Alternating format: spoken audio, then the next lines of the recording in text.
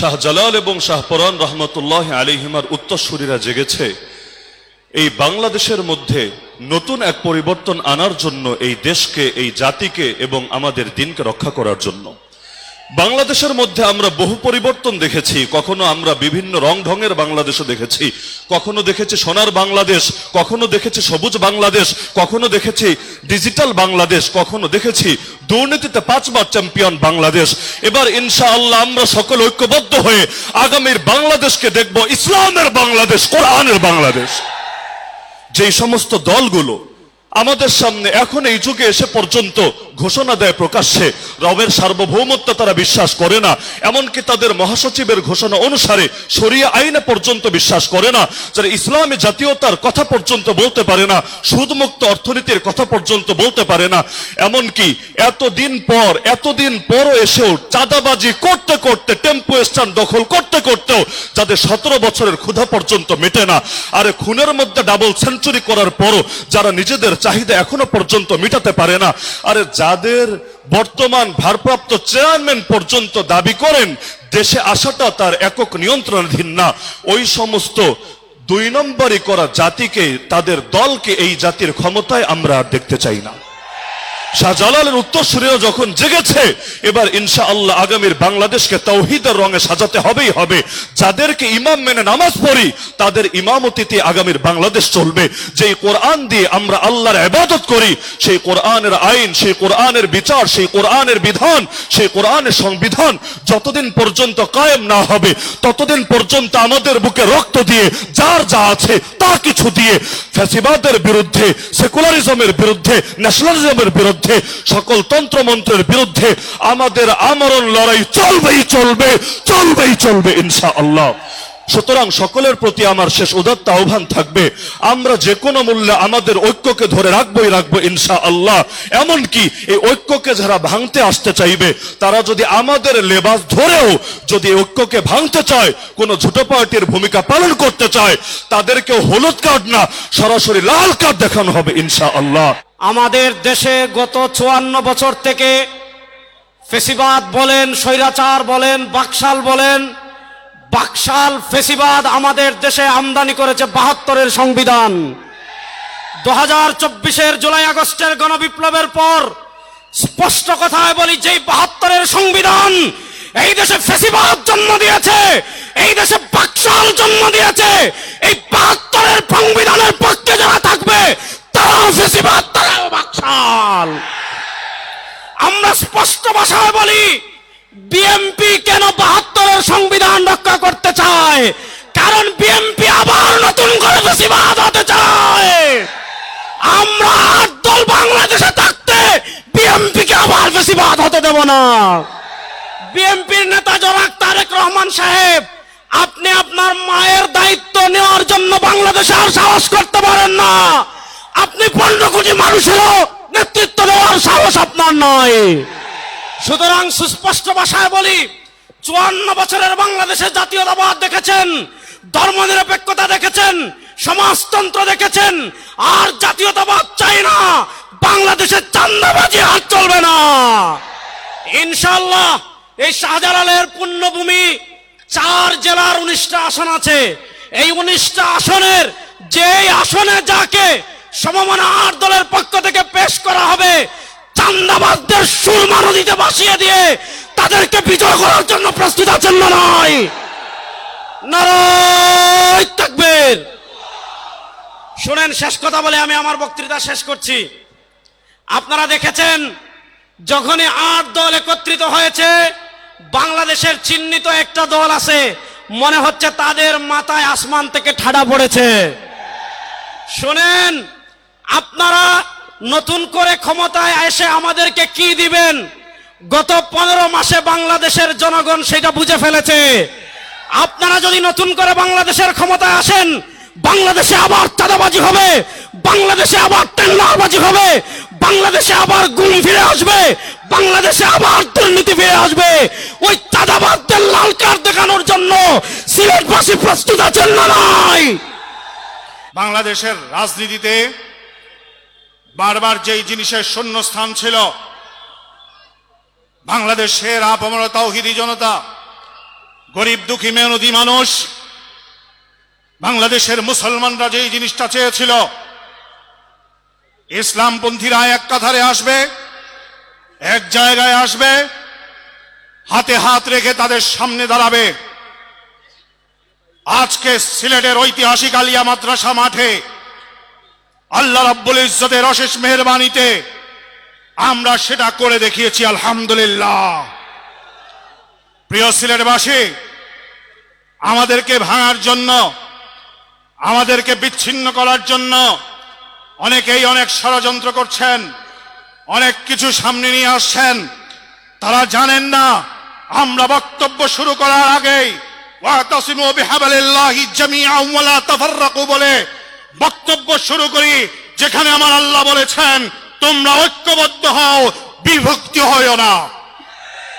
আমাদের সেই আল্লাহর নির্দেশের সামনে তোমাদের ষড়যন্ত্র পানির মতো, ভানের পানির মতো ভেসে যাবে ইনশাআল্লাহ। আগামী নির্বাচনকে সামনে রেখে আমরা আন্দোলন করছি, যৌক্তিক আন্দোলন। বাংলাদেশের মানুষকে আপনারা বারবার ধোঁকা দিয়েছেন।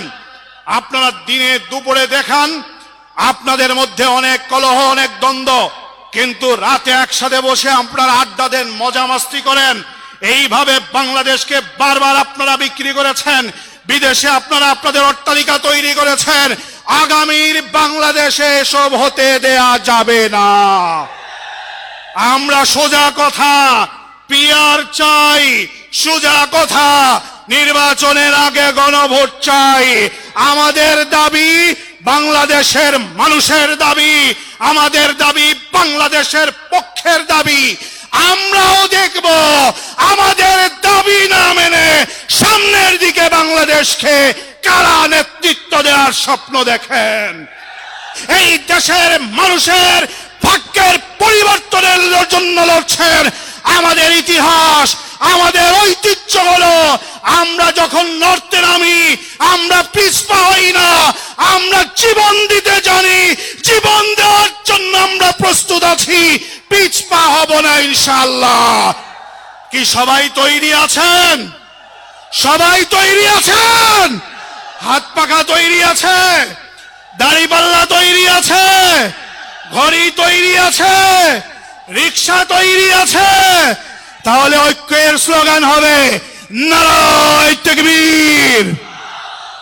নতুন করে জেগে ওঠা জালিমরা যদি মনে করে ৮ দলের কর্মসূচি শেষ, তাহলে তাদের জানাতে চাই আন্দোলন চলছে, আন্দোলন চলবে, নতুন কোন ফ্যাসিবাদকে কায়েম হতে দেওয়া হবে না। সংগ্রামী সাথী এবং বন্ধুগণ, আজকে ৬ ডিসেম্বর, আজকে থেকে ৩৫ বছর আগে আজকের এই দিনে ৬ ডিসেম্বরে বাংলাদেশের দ্বিতীয় স্বৈরাচার এরশাদের পতন হয়েছিল। আজ সেই ৬ ডিসেম্বর। দ্বিতীয় স্বৈরাচার বললাম কারণ প্রথম স্বৈরাচারের পতন হয়েছিল ১৯৭৫ সালের ১৫ই আগস্ট শেখ মুজিবুর রহমান। আর তৃতীয় স্বৈরাচারের পতনের ঘটনা তো আপনারা সবাই জানেন, চোখের সামনে। ৫ই আগস্ট বাংলাদেশ ছেড়ে গণঅভ্যুত্থানের মুখে ভারতীয় হিন্দুস্তানের তিলকওয়ালি মুখ্যমন্ত্রী ফ্যাসিস্ট শেখ হাসিনা তার নিজের দেশ ভারতে পালিয়ে গেছে। আজ এই ৬ ডিসেম্বরে দাঁড়িয়ে আমি আপনাদের স্মরণ করিয়ে দিতে চাই, আজ থেকে ৩৩ বছর আগে মিথ্যা বয়ান সৃষ্টি করে উগ্রপন্থীরা আজকের এই দিনেই আমাদের প্রাণের বাবরি মসজিদকে ভেঙে ফেলেছিল হিন্দুস্তানে। সেই হিন্দুস্তানের কথা বলছি, যারা আমার দেশের সীমান্তে হত্যা চালায়, যারা ৫৪টি অভিন্ন নদীর পানির ন্যায্য হিস্সা দেয় না, যারা ভূমি দখল করে, যারা আমার দেশের পিলখানায় গণহত্যা চালিয়েছিল, যারা বাংলাদেশের অভ্যন্তরীণ বিষয়ে হস্তক্ষেপ করে ফ্যাসিস্ট শেখ হাসিনার মাধ্যমে বাংলাদেশকে ভারতের করদ রাজ্য বানাতে চেয়েছিল। 5ই আগস্ট শুধুমাত্র ফ্যাসিস্ট শেখ হাসিনার আওয়ামী লীগের পতন হয় নাই, সেদিন বাংলার বুক থেকে ভারতীয় আধিপত্যবাদ এবং আগ্রাসনেরও পতন হয়েছিল। সেই হিন্দুস্তানের শিলং থেকে ট্রেনিং নিয়ে এসে বিএনপি নেতারা এখন বড় বড় কথা বলে। সেই হিন্দুস্তানের পক্ষে আজকাল নিয়ে বিএনপি বড্ড বেশি কথা বলে। তারা বলতে চায় আওয়ামী লীগের নৌকার ভোট নাকি আজকাল তাদের দাবি। বিএনপি বলতে চায় তারা শরিয়া আইনে বিশ্বাস করে না। তারা বলতে চায় তারা আওয়ামী লীগের সকল হত্যা মামলা তুলে নেবে। বাংলাদেশের জনগণের বুঝতে বাকি নাই, ওই হিন্দুস্তানের বন্ধু আওয়ামী লীগের জায়গা এখন বিএনপি নিয়েছে। হিন্দুস্তানের নতুন বন্ধুর নাম বিএনপি। বাংলার জনগণ যেভাবে হিন্দুস্তানের বন্ধু আওয়ামী লীগকে বিতাড়িত করেছিল, একইভাবে আগামী নির্বাচনে বিএনপিকেও বিতাড়িত করবে ইনশাআল্লাহ।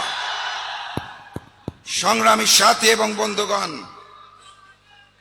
আমি আপনাদের স্পষ্ট ভাষায় জানিয়ে দিতে চাই, গণভোটে হাকে জয়যুক্ত করতে হবে। আমি আপনাদের স্পষ্ট ভাষায় জানিয়ে দিতে চাই, 8 দলের যেই প্রার্থী আপনাদের অঞ্চলে যেই প্রতীক নিয়ে আসবে, সেই প্রতীকের জন্য একত্রিত হয়ে কাজ করতে হবে। সেদিন আপনাদের ওখানে দাড়িপাল্লা হাত পাকার সাথে রিক্সা থাকবে, দেওয়াল ঘড়ি থাকবে, বটগাছ থাকবে, চশমা থাকবে, ফুলকপিও থাকবে। 8 দলের প্রার্থী যেই প্রতীকে আসবে তাকেই জয়যুক্ত করতে হবে। আর ওই হিন্দুস্তানের আধিপত্যবাদ আর নতুন জালেম বিএনপিকে রুখে দিতে হবে। অতএব গণভোটে হা বলো, 8 দলের প্রতীকে সিল মারো। গণভোটে হা বলো, 8 দলের প্রতীকে সিল মারো।